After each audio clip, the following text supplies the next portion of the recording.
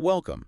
We are jumping right into an exploration of a story that is, well, it's just notorious and absolutely pivotal in modern American history. It really is. We're going back to 1977. The place is Indianapolis, Indiana, and the event is the remarkable, terrifying, and ultimately transformative 63-hour standoff with a man named Anthony George Kiritsis. And it's such a defining moment. I mean, what started out as a seemingly mundane financial dispute, a real estate problem. Something that happens every day. Exactly. It escalated into this national crisis that remarkably ended up fundamentally altering state laws all across the country, specifically laws regarding the insanity defense. And that's really the core of what we're looking at today. We have this robust stack of sources that detail Kiritsis' life, the specifics of his shocking crime, which involved one of the most uniquely threatening weapons I think I've ever heard of. Oh, absolutely. And then, of course, the controversial trial and the huge ripples of legal and cultural change that followed.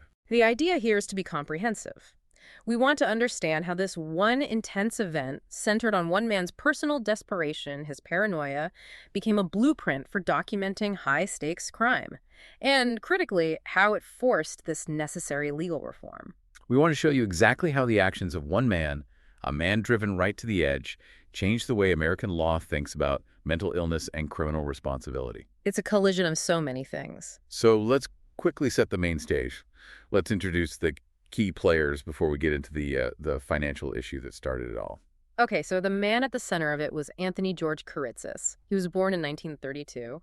The man he held hostage was Richard O. Hall, a mortgage broker. And the incident itself, the sources pinned the start to Tuesday, February 8th, 1977. That's right. It lasted for 63 harrowing hours. It just consumed the nation's attention, and a big part of that was because of how accessible Kiritsis made himself to the public. And that's what's genuinely fascinating, from a historical standpoint, just recognizing how the fallout of this one incident shaped both the legal system, specifically that burden of proof in court, and also the way crime was documented. That instantaneous real-time documentation by what was then an emerging 24-hour media environment. It's a classic example. You have jurisprudence, high-stakes drama, and broadcast journalism all colliding. Not slowly, but violently and immediately. Okay, let's unpack this financial origin, because understanding the perceived injustice here is absolutely key to understanding the violence that came next. It is. Kiritsis was a resident of Indianapolis, and he was struggling. He had fallen pretty significantly behind on his mortgage payments for a piece of real estate he owned. And you have to remember, we're talking about real estate in the mid-1970s. It's a time of economic flux. For Kiritsis, this wasn't some abstract contractual conflict. It became deeply, deeply personal. And the catalyst, the thing that lit the fuse, was direct and immediate. It was. The mortgage broker, Richard O. Hall, he just refused to grant Kiritsis any additional time to pay what he owed. He was initiating foreclosure, seizure procedures. And Kiritsis didn't just interpret this as bad luck or a business deal gone wrong. He very quickly developed this very specific and highly dangerous motivation that was rooted in this feeling of being deliberately swindled. Exactly. He became intensely convinced, as his internal narrative saw it, that Hall, and crucially Hall's father, intended to seize the property. Not because Kiritsis had defaulted. No. But because its value had appreciated significantly. He believed they planned to flip the property for a huge profit, and in doing so, deliberately cut him out of the equity he felt he was entitled to. And that alleged intent to profit at his expense is what fuels his desperation. I mean, he wasn't just defaulting on a worthless investment in his mind. No, in his mind, he was being robbed of a potentially valuable asset.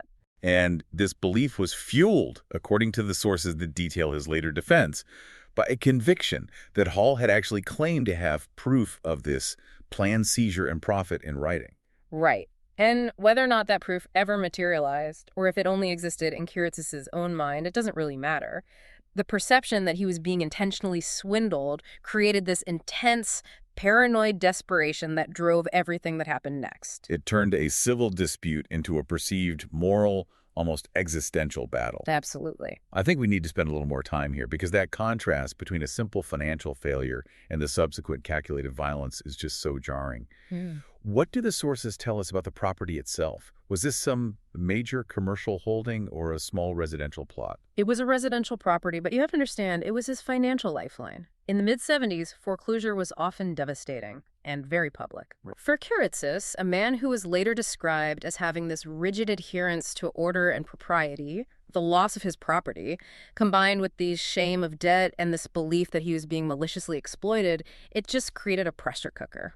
We're not talking about a massive corporate deal. No, not at all. We're talking about everything he had invested, everything he felt he had earned, being stripped away through what he saw as a deliberate, calculated betrayal by powerful people. So this perceived betrayal, magnified by his psychological state, is what led directly to the morning of February 8th, 1977. Mm-hmm. Kiritsis didn't just go to Hall's office for a heated argument or to plead his case again. He went prepared for an act of total, meticulous, high-stakes control. And we really have to analyze the mechanics of the crime itself, the extreme danger, the meticulous, really disturbing preparation that went into this custom device he constructed. He arrived at Hall's office armed. Very seriously armed. Right. With a 12-gauge Winchester 1400 sawed-off shotgun. I mean, this is a weapon designed for close-quarters lethality. And the way he configured that shotgun is what elevates this case from a standard hostage scenario into something, well, into a moment of unique legal and psychological terror. It involved creating what became known around the world as the dead man's line. The detail here is just crucial for understanding the tension of the next 63 hours. Kiritsis secured the muzzle of this sawed-off shotgun directly and tightly to the back of Richard Hall's head. Just imagine that, the immediate psychological weight of that. But the genius of the configuration, in a terrifying way, was the mechanism he designed for activation. Walk us through that mechanism, because the complexity of it suggests such intense premeditation, which, clashes a bit with the later diagnosis of a psychotic break. Precisely. A wire was connected from the trigger of the weapon. That wire then ran to a connection point on Hall's neck, right near his collar. The whole setup ensured a hair trigger activation based on multiple variables, not just Kiritsis's direct control. So if you visualize this for a moment, you realize the truly ingenious and terrifying implied threat. This meant there were 3 potential ways the gun would fire and kill Hall instantly. And 2 of them were completely out of Hall's control, and 1 was even out of Kiritsis's. The first and the most obvious threat was aimed at law enforcement, any rescuers. If a policeman shot Kiritsis or even tackled him, the resulting movement or just the natural tug of Kiritsis falling would pull that wire. And the shotgun fire. The shotgun fire is killing Hall. It was a perfect anti-sniper system. The second threat was directed at Hall himself. Right. If Hall tried to escape, if he struggled, his sudden movement could also put enough tension on the wire connected to his neck to trigger the weapon. Hall had to remain unnervingly still. But the third factor, and this is maybe the most subtle and terrifying part, lay with Kiritsis. Yes. The system was so tightly wired that any sudden emotional outburst or loss of physical control by Kiritsis himself, an involuntary spasm, a sudden drop of his hands, could also activate the line. It was essentially a mutually assured destruction device centered entirely on the hostage. That level of meticulously planned, multi-layered threat, it moves so far beyond spontaneous anger. It's in a realm of carefully planned psychological warfare. It was. It was designed to paralyze everyone involved, Hall, the police, the negotiators, by making the consequence of any failure absolutely definitive. And this is where you have to connect it back to his psychological state. It raises a really important question, especially when we consider his later psychiatric diagnosis. What level of mental desperation and meticulous cold preparation is required to construct such a precise and mutually destructive weapon? It suggests a man who had fully committed. Fully. Committed to an outcome where he either received his demands, no matter how outrageous they were, or he perished and took his perceived enemy with him. This preparedness is just critical context for understanding his behavior over the next 63 hours. Indeed. And those first few minutes of the standoff really defined the next 63 hours.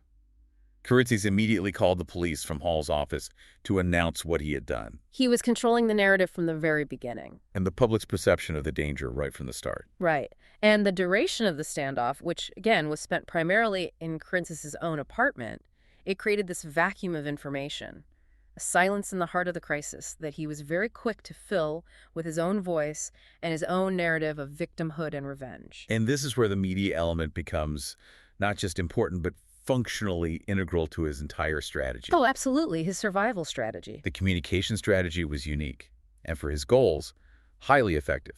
He didn't just speak through police negotiators, which was the standard practice. No, he made frequent direct calls to the local radio station, WIBC 1070 AM, and he was specifically seeking out a newsman named Fred Heckman. And Heckman made the crucial decision, a decision that was highly debated later, to broadcast what Kiritsis said.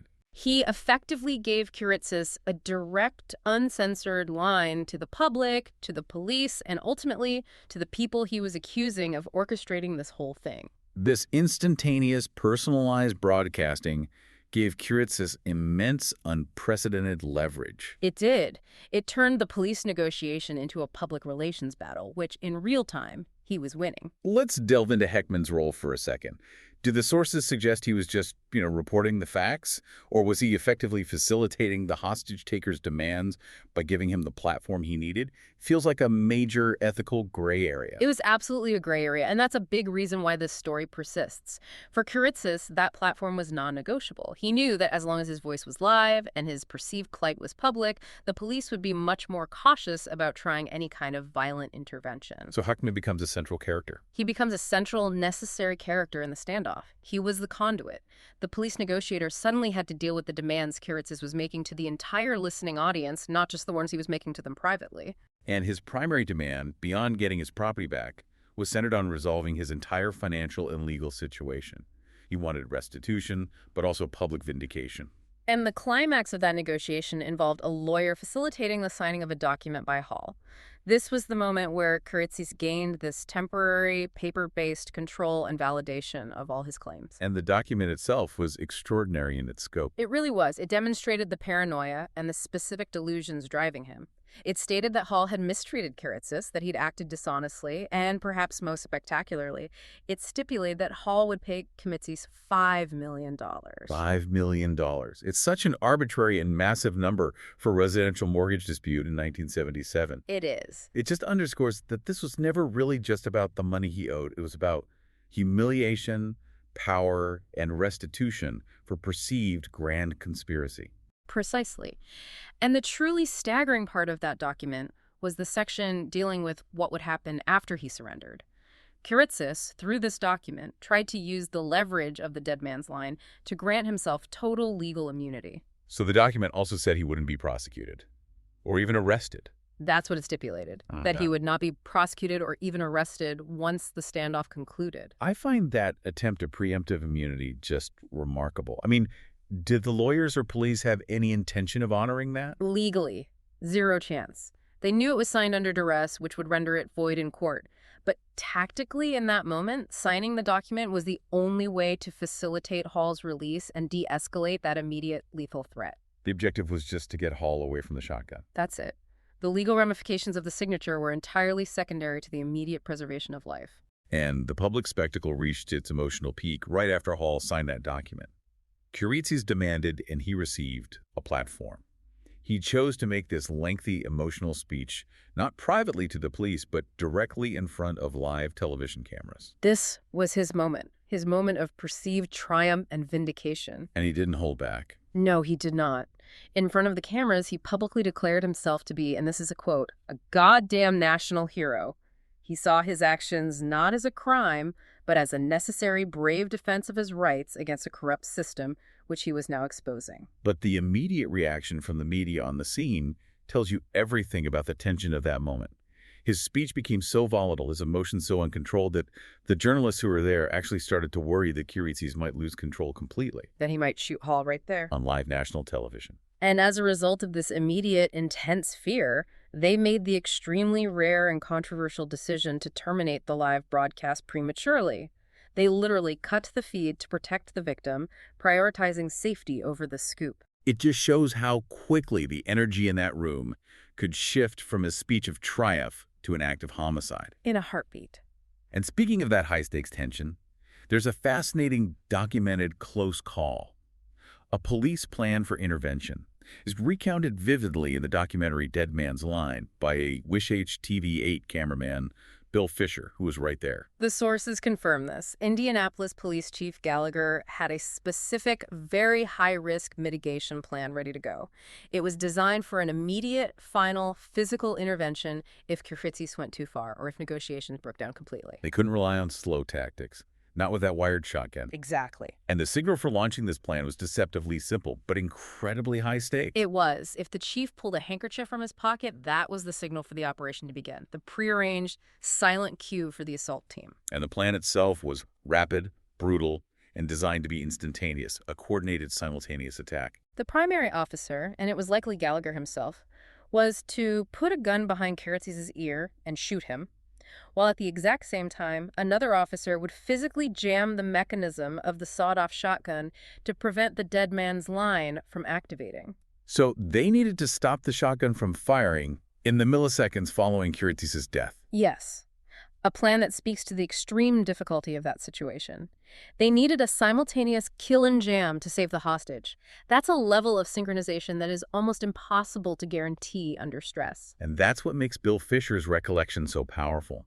He stated that Chief Gallagher, during the final fraught moments of Kiritsis' televised speech, reached into his pocket for that handkerchief not once, but 3 times. 3 times. 3 times the chief considered giving the order to initiate a kill shot, an order that would have instantly elevated the crisis into a violent, potentially catastrophic exchange. But crucially, each time Gallagher ultimately pulled his hand back, he put the handkerchief back into his pocket. And that hesitation, that self-restraint, was monumental. It really was.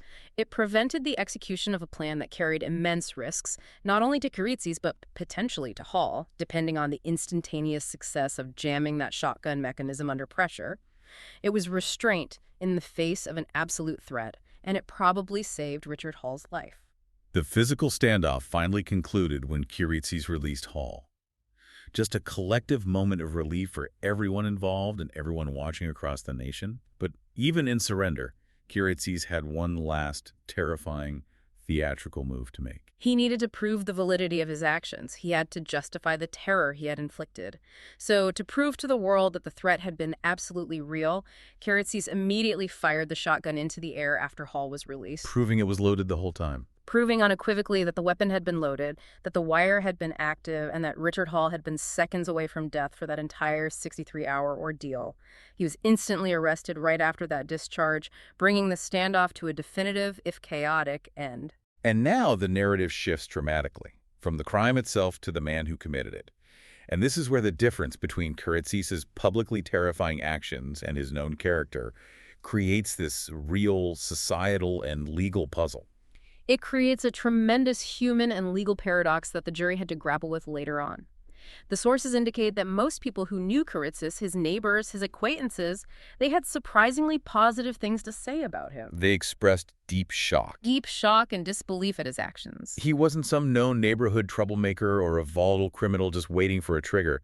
Instead, he was described consistently as always helpful and kind to his neighbors. Also a hard worker. And, perhaps most ironically, considering the law he violated, a strict law and order sort of man, someone who believed in following rules and respecting authority. And this portrait of a generally upstanding, even rigid citizen stands in stark opposition to the calculated, terrifying, and completely lawless crime he committed. It suggests a profound break from reality. A temporary but intense psychological fracture driven by that perceived financial injustice. And even Kiritsis' own statements during and immediately after the event reinforced this paradox, this conflicted man. He repeatedly stated to Heckman and to the police that he did not actually want anyone hurt. Right. He showed moments of what seemed like emotional remorse. He even offered a public apology for how he had treated Dick Hall. Which suggests a deep disconnect between the man's fundamental moral compass, the part that valued order and kindness, and the specific actions driven by his desperate delusional state. And the only way to really reconcile those two identities is through the lens of psychological distress. That deep disconnect is exactly what formed the core of his legal defense. Let's focus now on that defense and the mental health diagnosis that led to the verdict, because this is where the Kiritsis case becomes so historically significant and so controversial. The trial outcome was, and it remains, highly controversial. Kiritsis was ultimately found not guilty by reason of insanity. And that's not a simple statement. It opens up this massive discussion about how the law even defines culpability. It does. This verdict wasn't based on simple claims of distress or, a momentary passion. The defense relied heavily on professional clinical assessment. What exactly did the psychiatrists find? The core of the defense was clinical. Psychiatrists testified extensively that Kiritsis was actively psychotic and operating in a sustained paranoid delusional state throughout the entirety of the 63-hour incident. And it's crucial to understand what that means in a legal context. It is. A paranoid delusional state means he was genuinely incapable of distinguishing the difference between right and wrong as defined by law because his reality was distorted by these unshakable false beliefs. Specifically, the belief that Hall and his father were engaged in this malevolent grand scheme to rob him. Exactly. So his actions, however violent and calculated they were legally considered the product of his illness, not the product of a sane criminal mind seeking personal gain. That diagnosis provided the necessary legal footing for the insanity defense to succeed under the laws of Indiana at that specific time. And the defense argued that because the delusion centered so intensely on the property, the belief he was being cheated out of valuable equity, the crime itself was a direct manifestation of the psychosis. That's right. He wasn't kidnapping for money in a traditional sense. He was kidnapping to defend against a perceived profound injustice that only existed in his distorted reality. So what happened to him after the acquittal? Being found not guilty by reason of insanity isn't the same as being found innocent and set free. Absolutely not. Following the acquittal, he was committed to a maximum security mental institution, and the sources follow his life post-trial pretty extensively. He remained confined for nearly 11 years until January 1988. What facilitated his release after such a controversial crime? Well, the legal hurdle for his continued confinement just became insurmountable for the state. They could no longer legally prove that he was still a danger to society. Right. Mental health laws require regular review. Exactly. And once the specific delusional state that drove the crime was medically judged to be stabilized or resolved, the state had no legal basis to continue holding him indefinitely, despite the severity of the original crime. And we know his final years were spent back in the community. He died of natural causes at his home in January 2005. He was 72. It was a quiet, almost anticlimactic end to a life that had been defined by that one explosive 63-hour period in 1977. That quiet ending, however, it really belies the immense, loud, and immediate consequences this case had on American law. The shockwaves from that verdict were felt instantly. And this brings us to the lasting consequences. This is where you, the listener, can really see the structural impact of a single high-profile case. Kiritsis' trial triggered a national legal shift, specifically concerning the burden of proof in insanity defenses. That is a truly foundational concept in criminal law. You have to understand the pre-existing Indiana law to truly appreciate the scale of the change.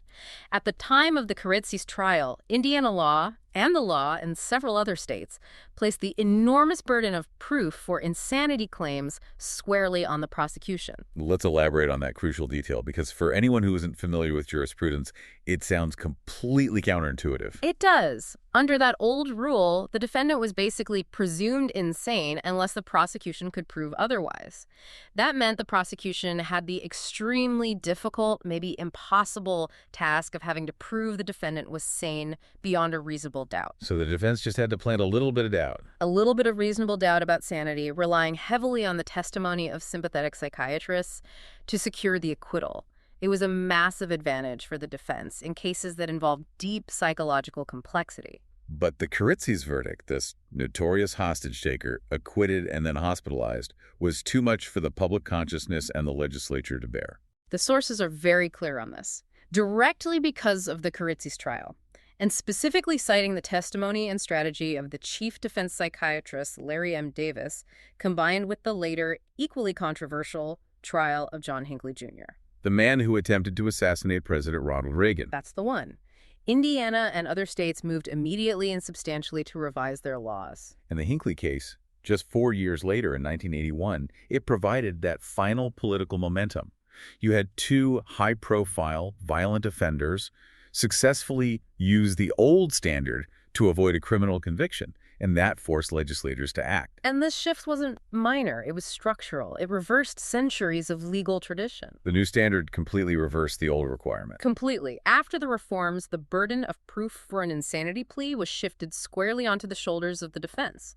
If the defense wants to claim insanity, they now have to prove it. Using a preponderance of evidence, or sometimes even beyond a reasonable doubt. That the defendant was legally insane at the time of the offense, the state no longer has to prove sanity. So help us connect that change to the bigger picture for the listener. Why does that matter today? It matters profoundly because this case serves as a powerful illustration of how high-profile, emotionally charged criminal cases can serve as immediate catalysts for deep structural changes in jurisprudence. Legal systems often react slowly, guided by precedent. But public outrage. Public outrage and the perceived failure of justice in cases involving extreme violence, like Kiritsis and Hinckley, can force swift legislative action. This change made it significantly harder for future defendants to successfully use the insanity defense. It's a direct legacy. And beyond the legal changes, the 63 hours Kiritsis spent in the spotlight generated this massive ongoing media legacy, mostly due to the fact that it was one of the first truly televised high-stakes standoffs where the hostage-taker controlled the narrative through direct live broadcasting. And the visual component of it was immediately captured and recognized globally. John H. Blair, a freelance photographer working for UPI, was at the scene, and he captured the visual essence of the standoff. He won the 1978 Pulitzer Prize for spot news photography for a specific, indelible image taken during the incident. And that photograph, the one showing Hall with the shotgun barrel pressed against his head, it became the visual shorthand for the entire ordeal. It cemented its place in news history. And the event didn't just appear in news coverage, it became a kind of shorthand for a broader societal commentary on violence in the United States during that era. Right, footage of the Kiritsis incident was included in the influential 1982 documentary, The Killing of America. Yes, and that documentary cited Kiritsis specifically as one of many shocking examples illustrating the pervasive and increasing violence within the nation in the 1970s. It was seen as evidence of a societal breakdown, where a civil dispute could devolve into a televised siege. The fact that they used the footage shows how quickly Kiritsis became this kind of archetype of the unstable American criminal. He did. And the cultural fascination with this story hasn't waned. It's simply evolved from immediate news coverage to historical documentation, and now to serious dramatic adaptation.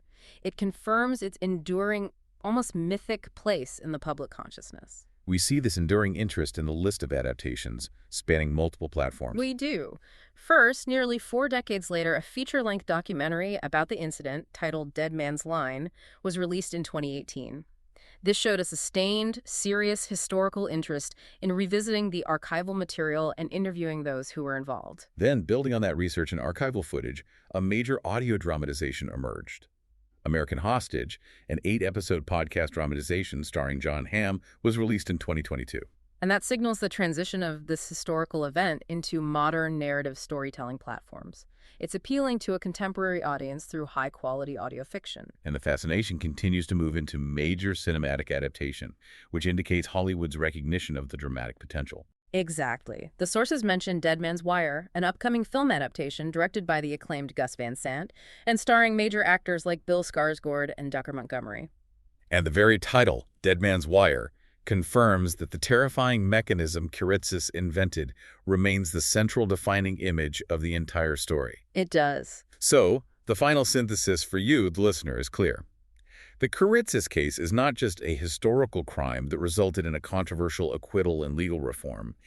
It's a continuing, evolving subject of analysis and dramatization across multiple media platforms: film, documentary, scripted audio, proving the powerful and often disruptive impact that televised high-stakes standoffs have, both on the public consciousness and ultimately on our legal imagination. The story persists because it touches upon fundamental issues of fairness, justice, the definition of sanity under extreme duress, and, of course, the ethical role of the media. We've covered a tremendous amount of ground today, charting the financial motive that was rooted in that perceived betrayal, the shocking, calculated details of the Dead Man's Line weapon, the chaotic, real-time media coverage that gave Kiritsis his platform, and the ultimate legal acquittal that directly led to reversing legal precedent nationwide regarding the burden of proofs in criminal trials.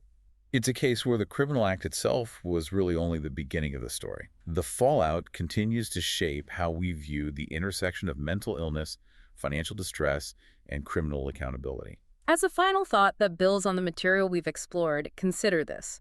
Guaranteed media access was something Kiritsis specifically demanded. It became not just a preference, but an integral component of his strategy for survival and public validation.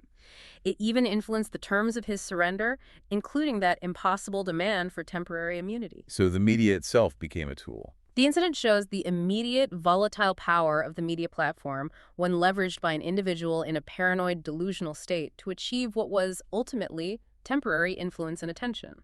The platform itself became a tool of coercion. A powerful thought to consider. Thank you for joining us for this extensive analysis of the Anthony Kiritsis standoff and its lasting aftermath. It was our pleasure. Thanks for listening.